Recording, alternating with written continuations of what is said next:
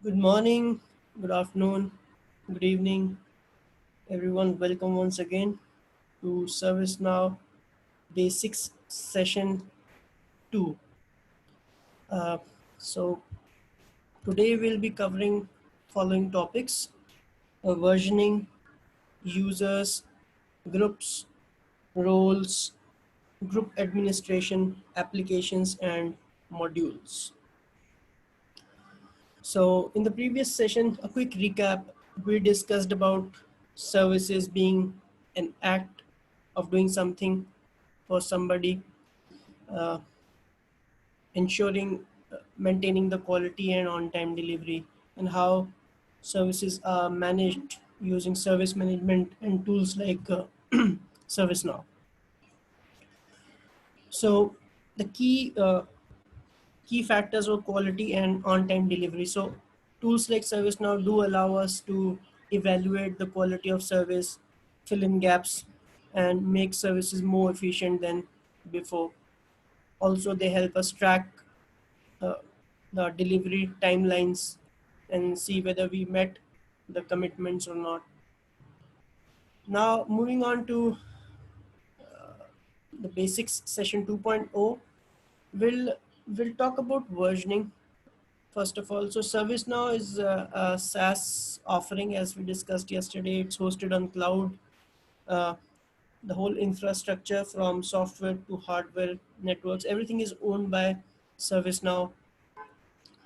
So they upgrade this software, ServiceNow platform, twice every year, and they recommend to keep your instances upgraded to the latest available release, though they provide support for the release which is at n minus 1. So that means the current release and the release just before that.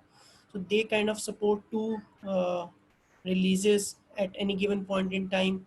When I say support, it's more about operational support they offer. So if you're using ServiceNow and you're on the latest version and you face a problem which you think is not because of something you did, you believe it is at a platform level, at the core of a platform, you can always report that issue to ServiceNow via portal called Hi Portal, hi.servicenow.com.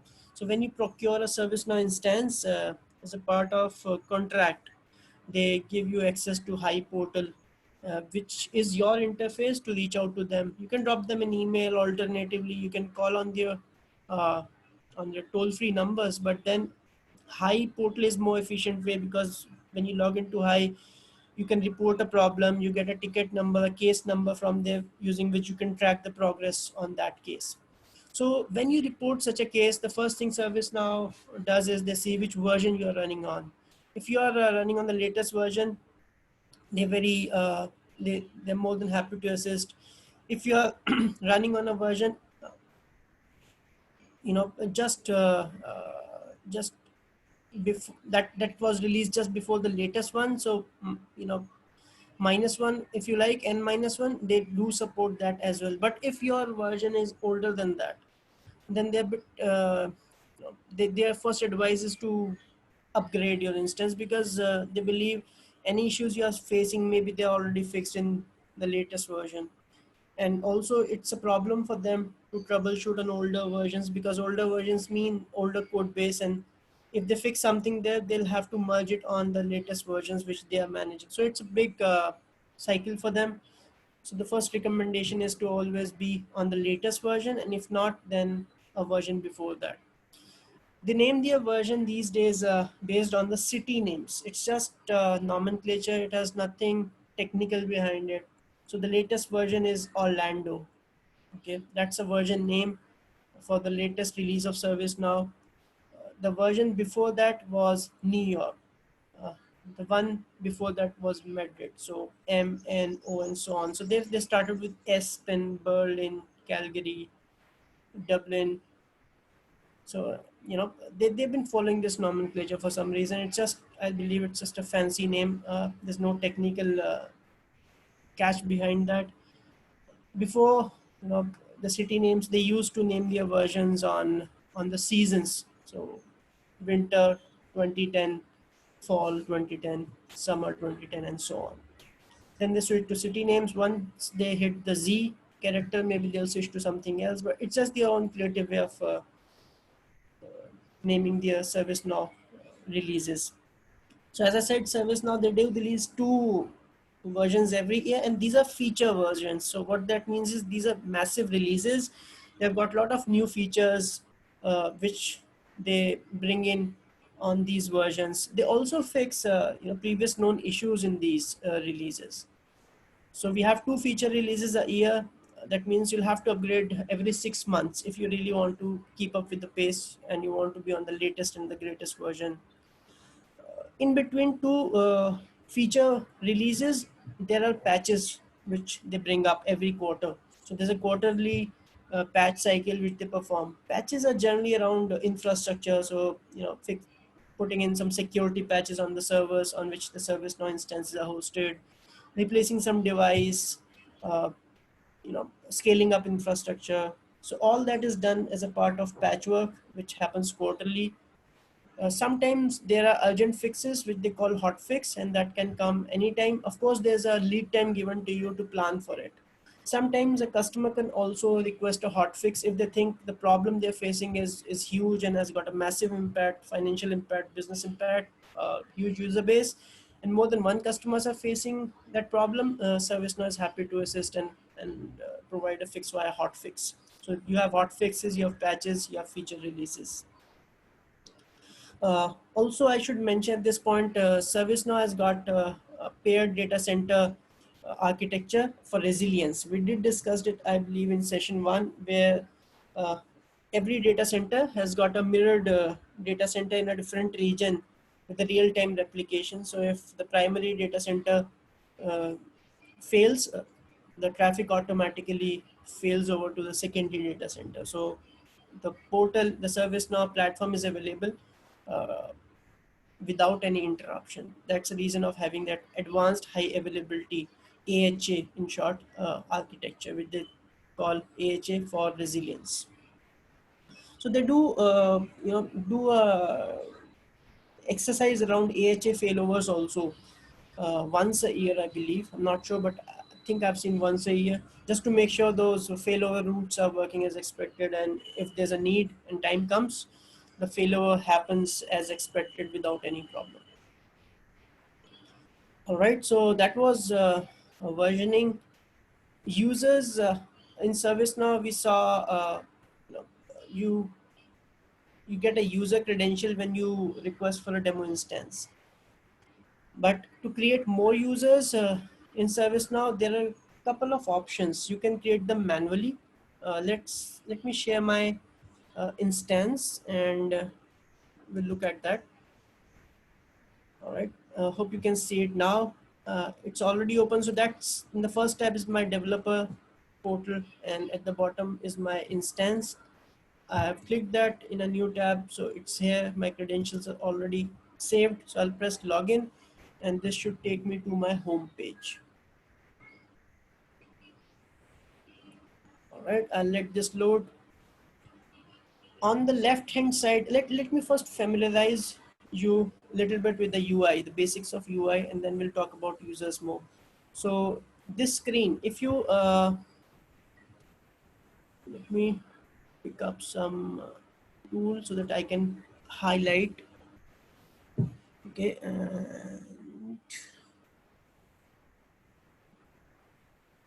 all right.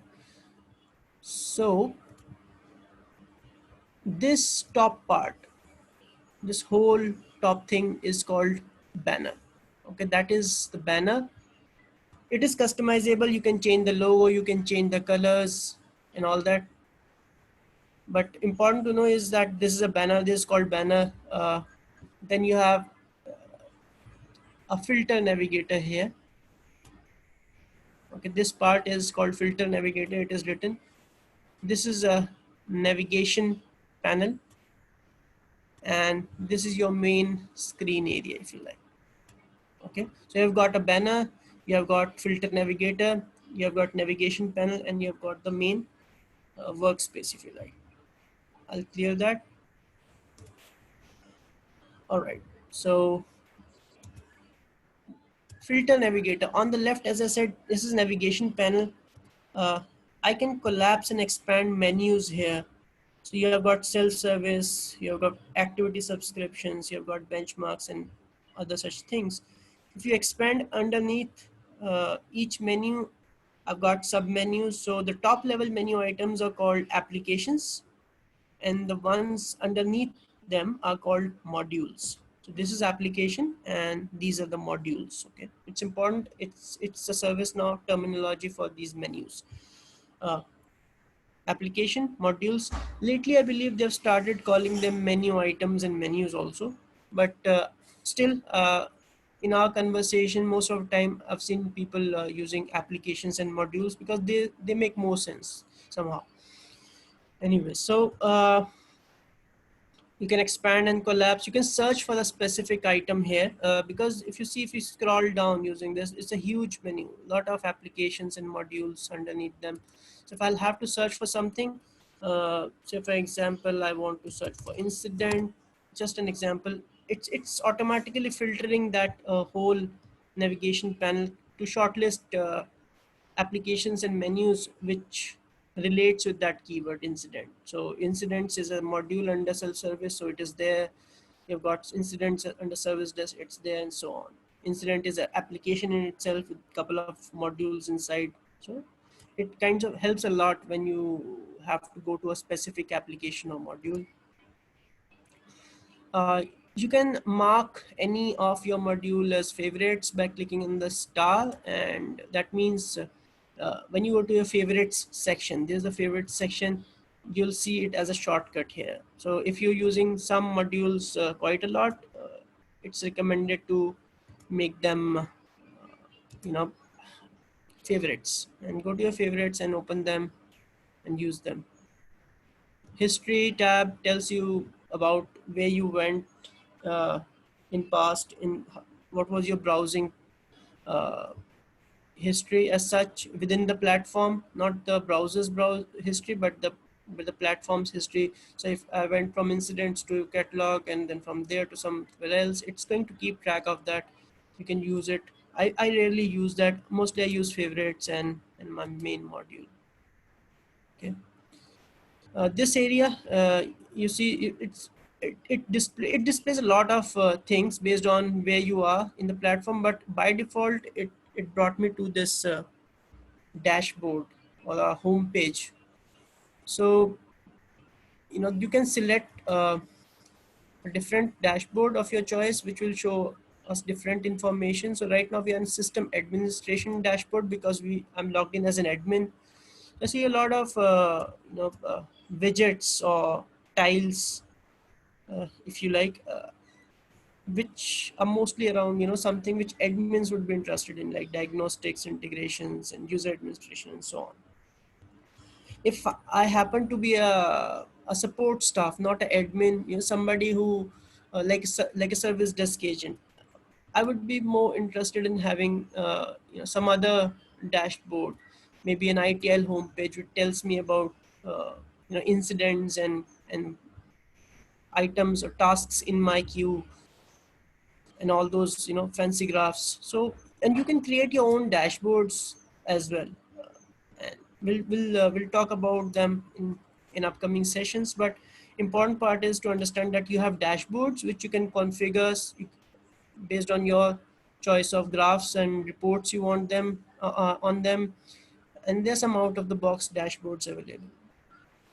One more thing, as I said, out of the box. So in short, it is called OOTB. You'll see a lot of people talking about out of the box using this term. So what that means is uh, the platform as it comes when it is provisioned to you. So without any changes. So when ServiceNow, I purchase an instance from ServiceNow, the state in which I receive it, that is called an out of the box state of that instance. Any changes you make to them are called customizations. So recommendation is to not change any component that comes out of the box, rather create your own components if you need some customization. Sometimes you can do customization if you think that is needed. and mostly it is needed in my experience, because out of the box the instance is in a very basic shape. You have to do a lot of customization to the instance, create new components, modify existing ones based on your customer needs. And the problem with customization is when you upgrade and they are making some changes to some one of the out of the box components which you have customized, then during upgrade it is recorded as a conflict, and then you'll have to manually go and address that.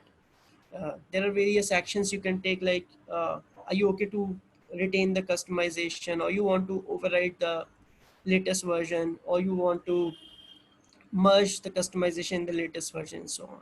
So that's part of an upgrade. We'll not talk uh, in detail about that, but that's really, what out of the box means. My agenda was to tell you what out of the box means. Coming back, users, user administration. So if I type users here, you see at the very bottom of the screen on the last application rather is user administration. Underneath that you have got users module. There are users module in other areas also, other applications, if you notice. The reason is sometimes people have access to one application and not other, based on what roles they have. So roles define what applications and modules a user will have access to in ServiceNow. So what roles you have will determine applications you see. But sometimes people with different roles needs access to similar modules, like someone having access to security, system security application should also have access to user database, users list. Similarly, an admin needs to have an access to users module. So that's the reason you see duplicate modules. So if I click on users here, you'll see a list of users in the system. So this layout of in this layout, rows and column layout, more like Excel. This is called list in ServiceNow. If I go to groups, you'll see a list there as well. So this is a very standard UI of showing the data in that particular module. So underneath every module, there's a table. So table holds data in the row column format. So it's a very basic of database. So you have got this list layout, which is pretty much standard across the platform. You have got columns. You can sort on a specific column by clicking on that column name. You click it again, it's going to toggle the order. So initially, if it was an ascending order, so clicking it again will toggle it to descending order, and so on.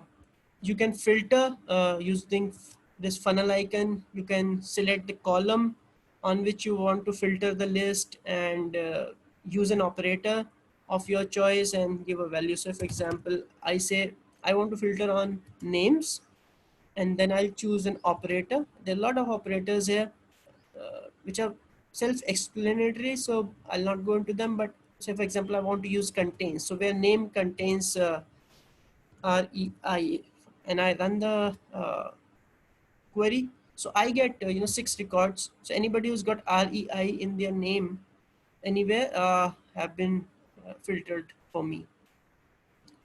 I can further filter on other set of fields by using any logical combination of and or not all. So if I say where name contains REI, or name contains, so for example, SUL. So I'll see users having either REI or SUL in their names. So I can choose the filters of my choice: fields, operators, values, and or operators. There's a shortcut also. If I click on any of the cells and right click that, I get two options called filter out and show matching. If I do show matching, it's going to put an additional condition in my filter saying where active, because active is a column I'm using here as an example, and I'm doing show matching on that. That means it's going to say a condition is going to be added where the where it will say active is true. So I'll say, so watch this filter here while I do this. So I'm doing show matching by right clicking on one of the cells. So look at that, it has put in an additional filter: active is equals to true for me. If I expand this funnel, they have added one more condition for me. So it's just a shortcut. I could have did it myself here the way I did this, but that's just a shortcut. You can always do, you know, exclude the type of a filter, like filter out, which is equivalent to name does not contain or not equals to. Let's filter out and see. So it says name not equals to Vinny Rich. All right. Now you can play around with this list layout. You can try various operators and conditions. You can see what they do. You can you have noticed that whenever I run, it kinds of collapses. It the filter gets collapsed. I do see the results, but it gets collapsed. If I for some reason want to keep it expanded, I can pin it. All right, the next time I'm going to run it, it's not going to collapse like this. Generally people unpin it. I mean, they don't want this to be pinned. It just uses that screen real estate a bit. We can always see, we can make out what the filter is from this breadcrumb itself. So this is called breadcrumb, breadcrumb. I think it's a very generic term. So you can use that. We'll talk more about list customization in future sessions. You can add columns and you can remove columns as well. So we were talking about users, and you see the set of users. You can create a fresh user by clicking on new button. It's going to present you a form where there'll be a set of fields. You put in the value, you submit, and it will create a user for you. You notice there's no mandatory field here because mandatory fields have an asterisk, a red asterisk next to the label. I don't see it on any of these fields, just because ServiceNow out of the box version uh, says, you have to decide what fields you want to make mandatory, and you can do that yourself using customization, which we'll discuss when we'll talk about form layouts. But at this point, important thing is you can to understand here is that you can create users manually, and you can give a password, a user ID, and you can also check this box saying, password needs reset. That means when the first time they log in using the credentials you have provided, user ID, password, they'll be asked to change the password. So very typical form, like, current password, new password, retype new password is what comes up. That's one way of creating users. Not very efficient because that's not really practically used. Sometimes you do create users in using this approach because it is needed, but mostly if a manual user creation is needed, people generally import users using Excel sheets. So you can always import users by right clicking on the user list on the header, not on any of these cells, but on the header, anywhere on the header. And then as an admin, you see this option of import. So you can import a user list using this form. So what do you want to do? You want to perform an insert because you want to create new users, and you want to create an Excel template to enter data. Maybe I don't have, because when you are importing data, it has to be in a specific format. You can't just do any free form Excel. Excel has to be in a specific format. So if you don't have the template, click this button and it's going to create a template for you. Put your entries there and then come back here, perform an import and choose your file and upload it. So say for example, I do have Excel already. I'll uncheck this. So it just asks me to upload the file and it's going to create a users for me. And if I don't have an Excel, I can create a new Excel by clicking this button, and it's going to produce that template for me, and I can use that to upload the data, right? So if I download this Excel sheet, you see it's still downloading. By the way, this Excel name sys underscore user is a table name for the users table in ServiceNow. Sys underscore user. So by default, it is using that table name as an Excel file name. So if I click on this, it's going to open that Excel template for me. Okay, it's giving me certain instructions, how to use it, and those things. and how to add records. And then I go into second tab and I see all the columns from the user table are here, and I can put in values, save it, and then later upload it. You can try it on your own, on your personal instance, and let me know if there's a problem, or drop me an email, and I'll, I'll try to help you on that. So that's one way of creating users, better than creating one user at a time, but still not very efficient. In real-time scenarios, in practical situations, users are created by a third-party system which is integrated to your ServiceNow instance. So what I mean by third-party system here is, in large organization, user databases are maintained in systems like Active Directory, AD, if you have heard of that term ever. So these systems are responsible for managing user records and credentials and ensuring all policies are followed for passwords and usernames and those things.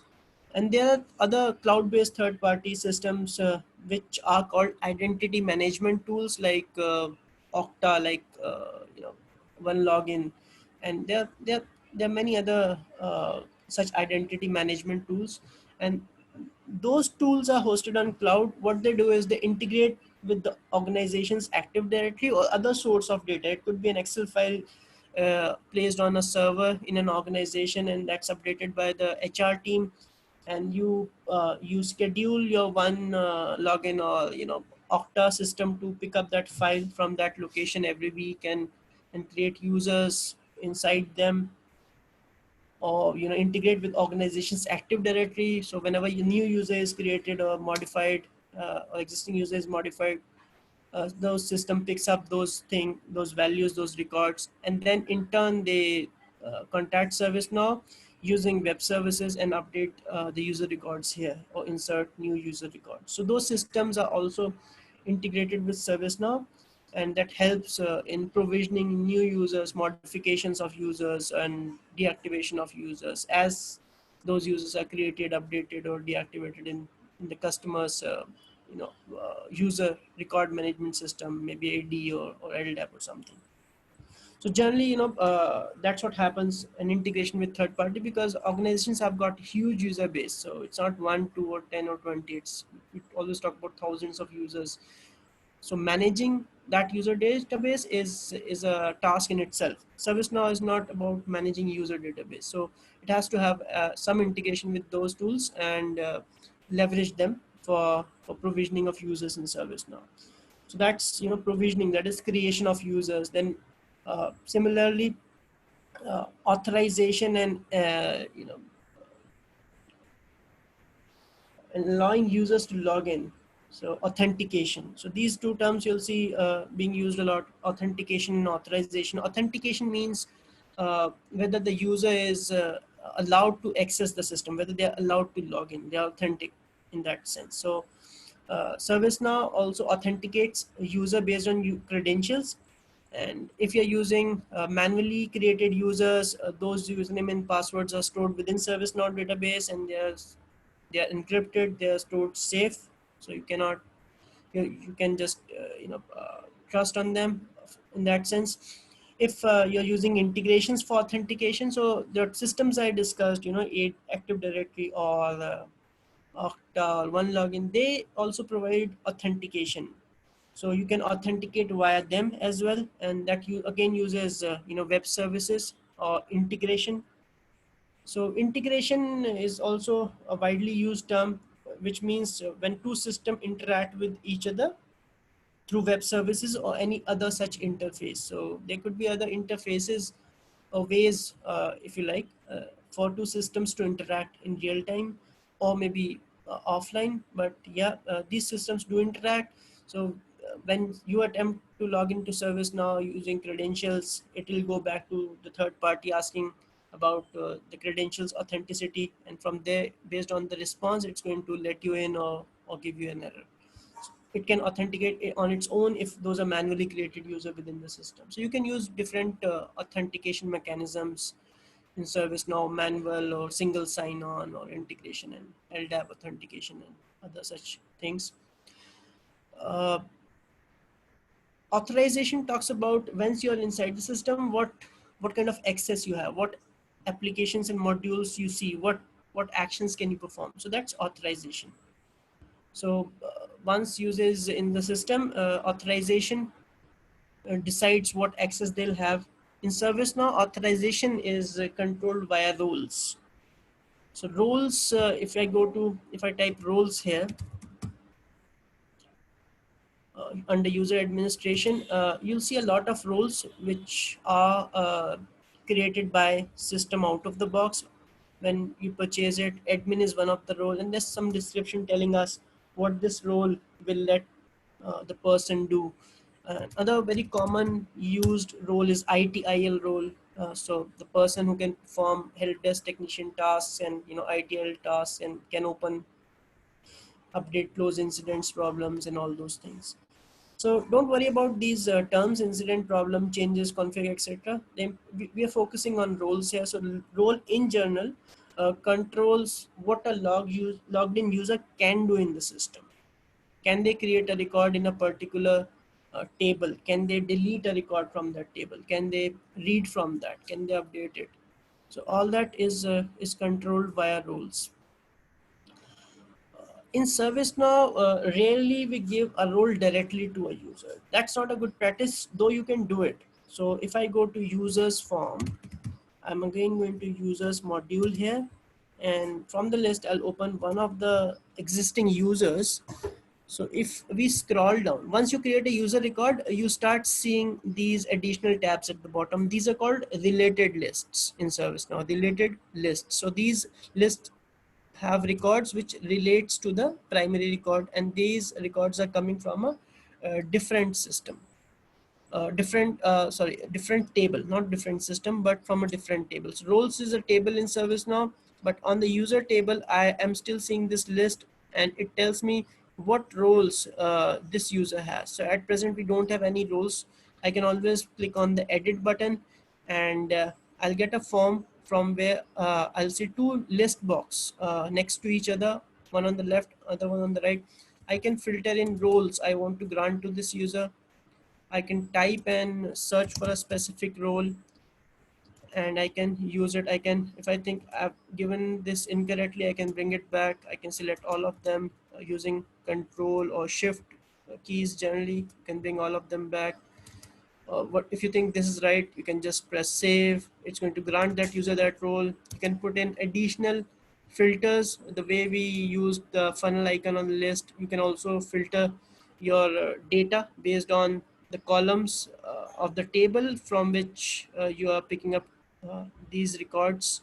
So these are actually representing records in role table. And once I say, for example, I want to grant this user ITL role, I select that and I save it. It's going to grant that role to that user. So this role is going to appear in the related list, roles related list on the user form.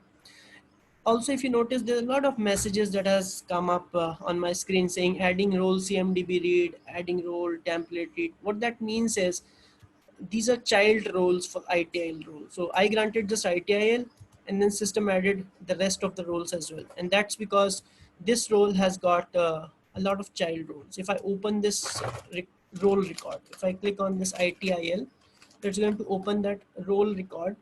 So it's a role record, and you see it contains a lot of other roles. So 10 roles it has. So when I grant an ITL role to somebody, system grants these roles as well. If I'm going to take that role away, system will take these roles away from the user profile as well. That's one way of granting role. Generally, we don't grant roles like that. So what we do is we create groups. So there are always people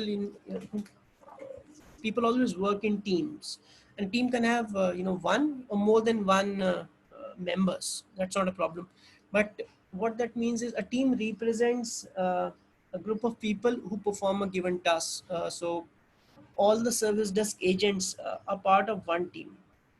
All network engineers are part of another team. All managers could be part of one group or team. So you can logically group people based on their role uh, in an organization, what they do, what they're supposed to do, what they're hired for. So service desk staff are supposed to take calls from the user, create incidents for them, submit requests on their behalf, acknowledge their receipt, give them updates, provide them resolutions. So they're all responsible for the same thing. So they're all doing the same kind of work, but they're entertaining different customers. So if they have to do same sort of work, that means they need to have same sort of access to the system. In this case, ServiceNow. And access is controlled by roles, as I said. So what we'll do is we'll create a group, we align roles to that group, and then we add people to that group. So any person who's a member of group automatically gets all the roles which are aligned with that group. And once they move out of the group, those roles are taken. So if for example, a service desk agent moves to a different team, what that means is they should not have roles which they used to have when they were service desk agent, because now they'll not be doing that work. They'll be doing something maybe extra, they'll be doing something totally different. So then they should become part of that group, and they should have roles which are specific to that group. So if you use this group role membership mapping, it kinds of help, because as people become part of group, you don't need to worry about what roles they should have. They'll automatically roles similar to what others have in that group, because roles are mapped at the group level. And similarly, when they leave the group, those roles are taken away. So let's take a quick example here. I'll go to groups uh, module. I create a new group, and let me give this group a name. Let's call it service desk, and San Francisco. That's just an example. You can have a manager for a group. It's good to have a manager. You can give a group email ID, usually DLs. Parent, right? You can make a group a child of another group. So you can have uh, a nested hierarchy here. So sometimes you would like to group relate groups together in a child parent fashion, and grandparent and great grandparent. You can have all that kind of a hierarchy going down to any level you want. So in that case, you have to select a parent group here.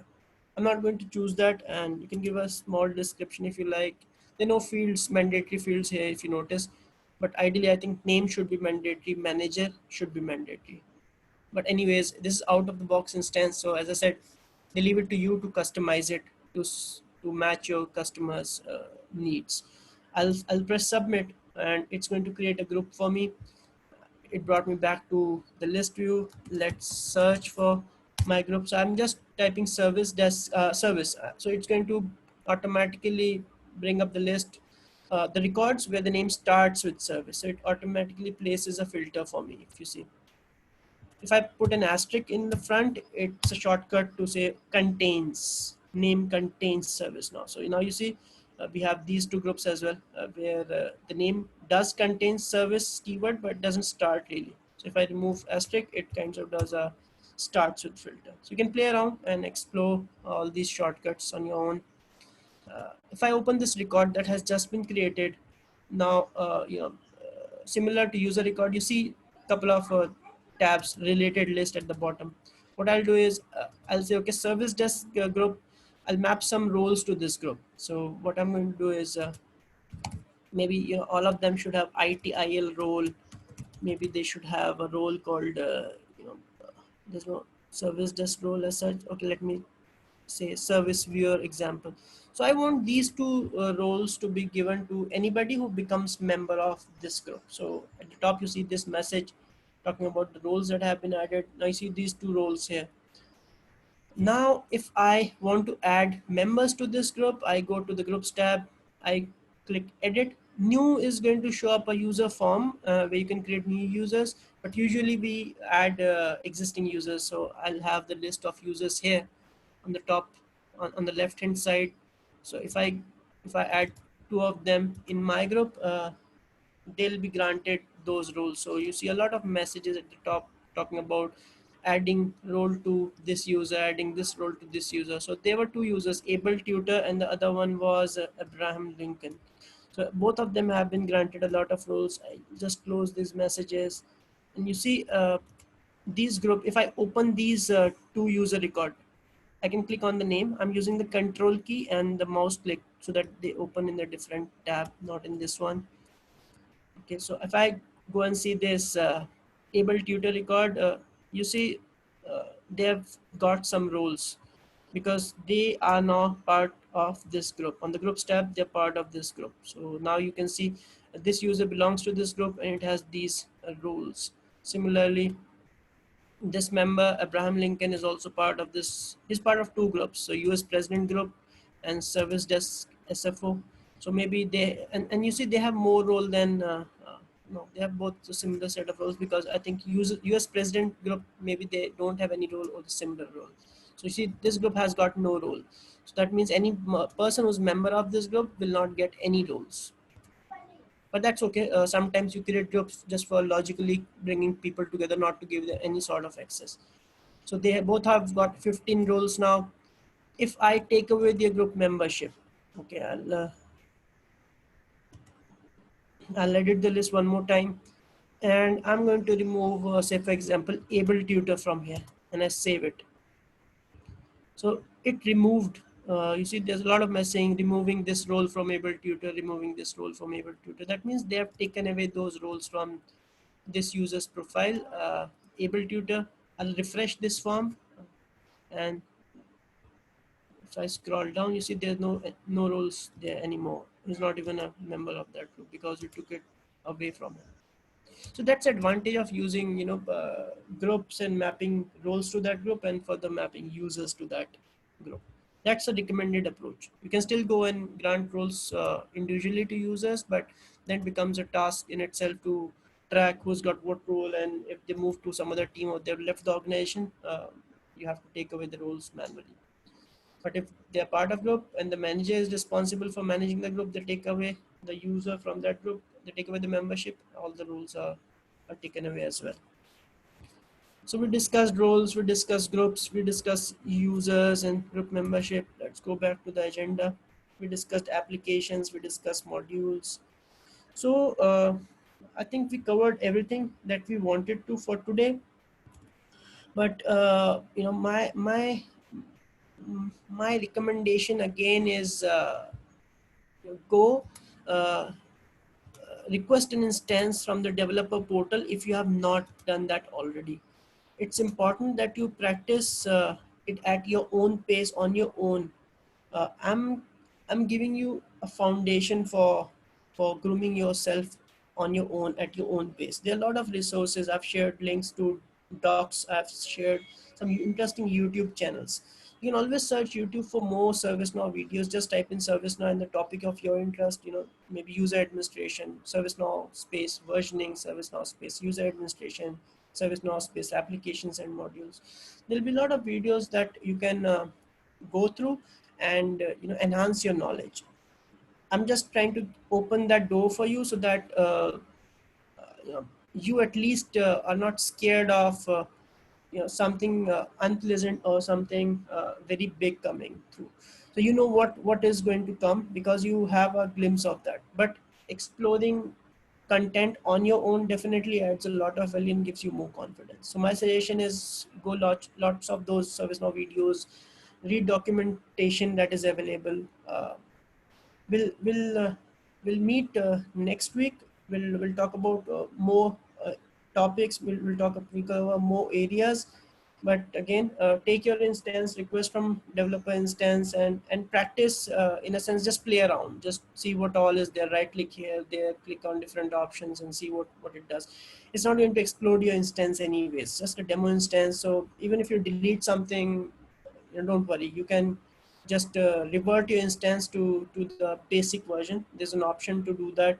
You will see that on the manage section within developer portal under your instance URL name. There's a drop down called manage, and from there I think you have an option to revert to the base version. So you'll not corrupt your instance anyways. So just feel free to play around. It doesn't cost anything other than your time, but I think it's worth it. So invest your time in this and let me know if you find these sessions interesting. I'll be having I think six more such sessions on weekend. But if you want more, let me know, and I'll be releasing more videos, and we'll have more sessions on weekends out of this series also, as and when new features come in or their specific areas of your interest. Thank you very much for joining me on this session. I'll see you on the next weekend. Take care of yourself and have a nice rest of your day.